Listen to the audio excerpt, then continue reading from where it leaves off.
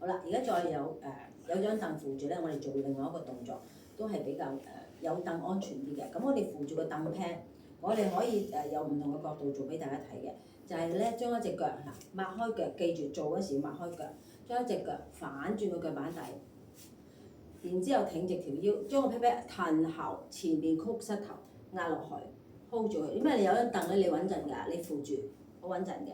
咁你做3、2、1，慢慢上翻嚟。咁咧做幾下就去另外一邊腳。我俾側邊大家睇下。咁咧我哋要打開隻腳，咁樣反咗啦。